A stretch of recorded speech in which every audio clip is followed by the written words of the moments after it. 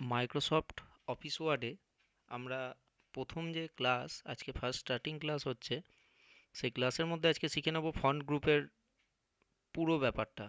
তো font group বলতে কোনটাকে বোঝানো হচ্ছে, মাউসের পয়েন্টার যখন নিয়ে যাচ্ছি তখন আমাদেরকে কি দেখাচ্ছে, এখান থেকে যখন নিয়ে যাওয়া হচ্ছে তখন দেখাচ্ছে ফন্ট, এটা হচ্ছে ফন্ট সাইজ, এটা ইনক্রিজ ফন্ট সাইজ আর এটা ডিক্রিজ ফন্ট সাইজ বলা হচ্ছে। এটাকে বলা হচ্ছে বোল্ড, এটাকে বলা হচ্ছে ইটালিক, এটাকে বলা হচ্ছে আন্ডারলাইন, এটাকে বলা হচ্ছে স্ট্রাইক থ্রু, এটাকে বলা হয় সাবস্ক্রিপ্ট, এটাকে বলা হচ্ছে সুপারস্ক্রিপ্ট। এবার বোল্ড কি কাজে আমাদের লাগে? বোল্ড জিনিসটা হচ্ছে কোনো রকম হেডিং করতে গেলে বোল্ডের ক্ষেত্রে আমরা লেখাটাকে মোটা করার জন্য আমরা বোল্ডকে ইউজ করে থাকি।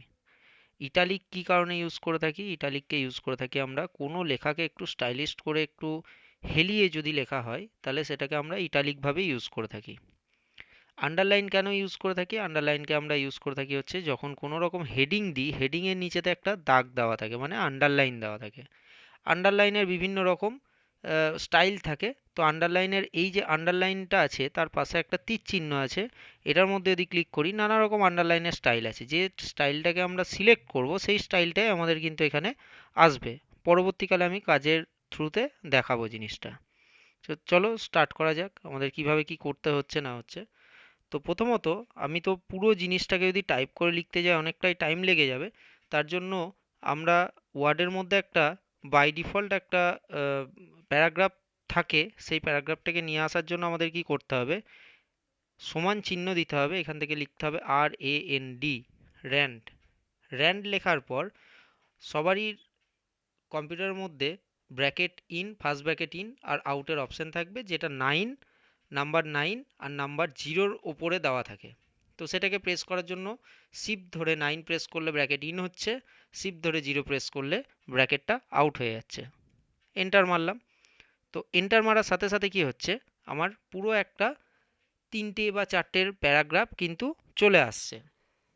এবার ওয়ার্ডের মধ্যে যদি আমরা কোনো রকম কোনো জিনিসকে চেঞ্জেস করতে যাই তাহলে সেটাকে কি করতে হয়, প্রথমত সেই যে লেখাটার উপর আমরা অ্যাপ্লাইটা করব তার উপরে সেটাকে সিলেক্ট করতে হবে। এই যে আমি যেরকমভাবে সিলেক্টটা করলাম, সিলেক্ট কীভাবে করা হয়, ড্র্যাগ অ্যান্ড ড্রপের মাধ্যম দিয়ে সিলেক্টটাকে করা হয়।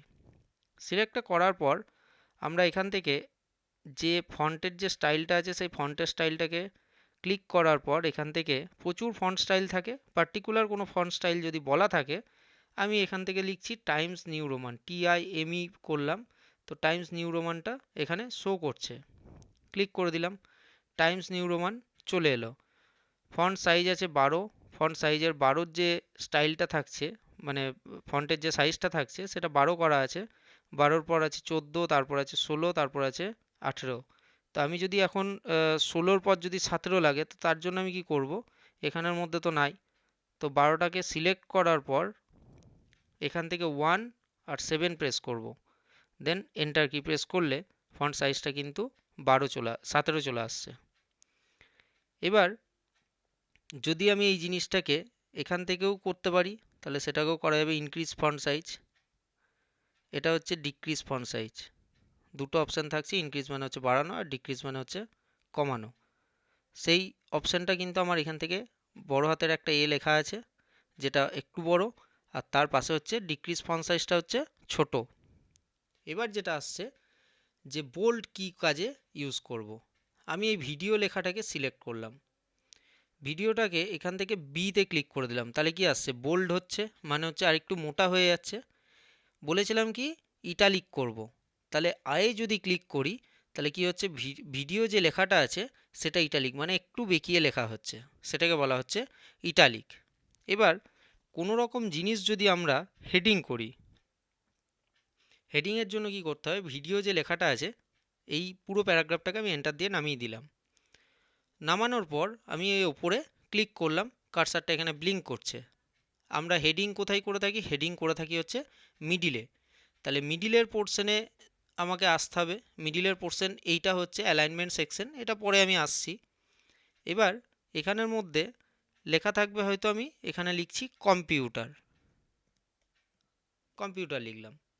কম্পিউটারটাকে সিলেক্টের পর এখান থেকে সিলেক্ট করার পর আমি এখান থেকে আন্ডারলাইনে ক্লিক করব। আন্ডারলাইনে যখন ক্লিক করব তখন কিন্তু আন্ডারলাইন চলে আসছে। যদি আন্ডারলাইনের স্টাইলটাকে সিলেক্ট করি তো এখান থেকে ক্লিক করার পর আন্ডারলাইনের স্টাইলে ক্লিক করলে কিন্তু আন্ডারলাইন স্টাইল এখান থেকে আসছে।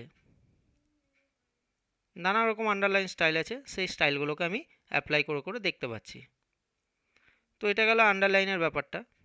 এবার আমরা স্ট্রাইক থ্রুকে ইউজ করে দেখব। স্ট্রাইক থ্রু কী কাজে লাগে?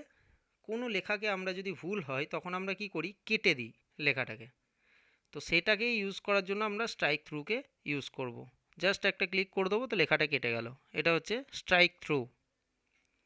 তারপরে আসছে, এন্টার দিয়ে নিচে নামিয়ে নিলাম, সুপারস্ক্রিপ্ট অ্যান্ড সাবস্ক্রিপ্ট।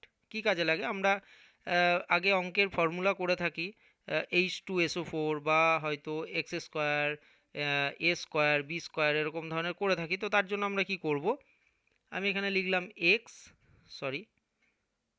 স্ট্রাইক থ্রুটাকে আমি অফ করে দেবো, আন্ডারলাইনকে অফ করে দেবো, ইটালিককে অফ করে দেবো, বোল্ডকে অফ করে দেবো।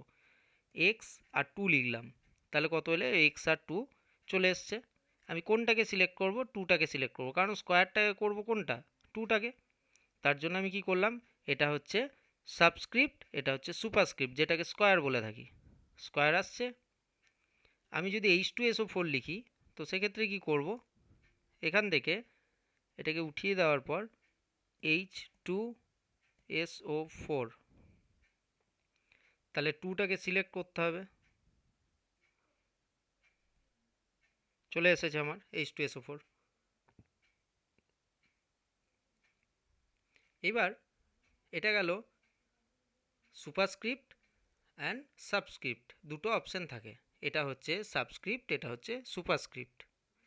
এবার লেখার যে ফন্টের যে ব্যাপারটা থাকে, ফন্টের তো কালার দিতে হয়, আমাদের নানা রকম কালার করতে হয়। অফিস, কলেজ সব জায়গাতে আমাদের কি করতে হয়, একটু স্টাইলিশ করার জন্য আমাদেরকে কি করতে হয়, পরপর পরপর আমাদের লেখার যে স্টাইলগুলো থাকে তার সাথে সাথে আমাদেরকে কালার দিয়ে ইউজ করতে হয়। তো কালার, হাইলাইটেড কালার আমরা ইউজ করি, হাইলাইটেড পেন ইউজ করে থাকি আমরা। তার জন্য কি করব, এখান থেকে ক্লিক করার পর আমি জাস্ট এটাতে ক্লিক করে দিলে আমার হাইলাইটেড কালার কিন্তু সিলেক্ট হয়ে যাচ্ছে। বাইরে ক্লিক করা হলো তো এটা কিন্তু একটা হাইলাইটেড কালারের মধ্যে চলে আসছে। আমি এটাকে অন্য কালার দিয়েও দেখতে পারি। আমি এখানের মধ্যে ক্লিক করলাম, ক্লিক করার পর আমি এটাতে ক্লিক করলাম, তাহলে কি আসছে, হাইলাইটেড কালার কিন্তু আমার সিলেক্ট হয়ে যাচ্ছে, চলে আসছে। এবার ওয়ে থেকে একদম এতটা অবধি সিলেক্টের পর আমি যদি টেক্সট কালার করি, তো টেক্সট কালার করার জন্য কি করতে হবে, এটা হচ্ছে ফন্ট কালার বলা হয়। তো ফন্ট কালারের মধ্যে ক্লিক করার পর আমি এখান থেকে যে কোনো একটা কালারকে সিলেক্ট করে বাইরে ক্লিক করে দেবো, তাহলে কি আসছে, ফন্ট কালারটা কিন্তু আমার চলে আসছে। ঠিক আছে। এবার কখনো কখনো সমস্যা হয় যে একটা প্যারাগ্রাফ হয়তো বা একটা চিঠি হয়তো টাইপ করেছি, যেটা পুরো ক্যাপিটালে করে দিয়েছি বা পুরো স্মলে করে দিয়েছি। তো সেই স্মল বা ক্যাপিটাল করার জন্য আমাকে হয়তো সেন্টেন্স কেসে করতে হলো। তো সেটাকে বলা হচ্ছে যে পুরোটাকে হয়তো ক্যাপিটাল বা পুরোটাকে স্মলে করার জন্য আমাকে সেটাকে পুরোটাকে চেঞ্জ করতে হবে। তো সেই চেঞ্জটা করার জন্য আমাকে কী করতে হবে, তাহলে পুরোটাকে মুছে করতে হবে। সেটা তো পসিবল নয়, কারণ টাইমেরও ব্যাপার আছে। তার জন্য আমরা কি করে থাকি, চেঞ্জ কেসের একটা অপশান থাকে, যেটা ফন্ট গ্রুপের মধ্যেই থাকে, কোনো কোনোতে লেখা থাকবে, কোনো কোনোতে লেখা থাকবে না। তো তার জন্য বড় হাতের একটা এ থাকবে, তার পাশে ছোট হাতের এ থাকবে। আমি ওটার মধ্যে যদি ক্লিক করি তাহলে এটা হচ্ছে by default sentence case. Alphabetic যদি আমরা কোনো রকম কিছু লিখি তো ফার্স্টের ক্যাপিটাল আসে বা নেমের ক্ষেত্রে ক্যাপিটাল আসে, সেটাকে বলা হচ্ছে সেন্টেন্স কেস। লোয়ার কেস হচ্ছে সবগুলোই ছোট হাতের হয়ে যাবে। তারপর হচ্ছে আপার কেসে হচ্ছে সব ক্যাপিটাল। ক্যাপিটালাইজ ইজ ইচ ওয়ার্ডের ক্ষেত্রে হচ্ছে ক্যাপিটাল থাকবে, ভিডিও প্রোভাইডস, পি ভি এগুলো কিন্তু সবই ক্যাপিটাল থাকবে। আবার এখান থেকে টগেল কেসের ক্ষেত্রে, টগেল কেসটা আমাদের লাগে না, কারণ ভিডিও যেটা লেখা আছে ভিটা ক্যাপিটাল, স্মল, আর বাদ বাকি সবই ক্যাপিটাল থাকছে। তাহলে এই জিনিসটা তো ভুল, তাহলে এটা আমার দরকার পড়ছে না। তো এটাই হচ্ছে আমাদের কাজ এই চেঞ্জ কেসের মধ্যে। সেন্টেন্স কেস বাই ডিফল্ট থাকে, সেন্টেন্স কেসে ক্লিক করলাম তো সেন্টেন্স কেসটা আমার চলে আসছে। ফার্স্ট ক্লাস যেটা থাকছে সেটা হচ্ছে ফন্ট গ্রুপের থাকলো। নেক্সট আমরা যাব হচ্ছে অ্যালাইনমেন্ট গ্রুপের। প্রত্যেক দিন আমরা যদি এই জিনিসগুলোকে প্র্যাকটিস করি, কোনো রকম কোনো জায়গাতে যাওয়ার দরকার পড়বে না, আমরা ঘরে বসেই কম্পিউটারটা শিখতে পারবো। আর প্রত্যেকটা ভিডিওর মধ্যে আমার বলা থাকবে পুরো ডিটেলসে, কারোর কোনো রকম সমস্যা হলে সেখান থেকে কমেন্ট করবে, আমি ওখান থেকে বুঝিয়ে দেবো। যদি কোনো সমস্যা হয় আরেকটা ভিডিও করব, ভিডিও করার পর বুঝিয়ে দেবো। ধন্যবাদ।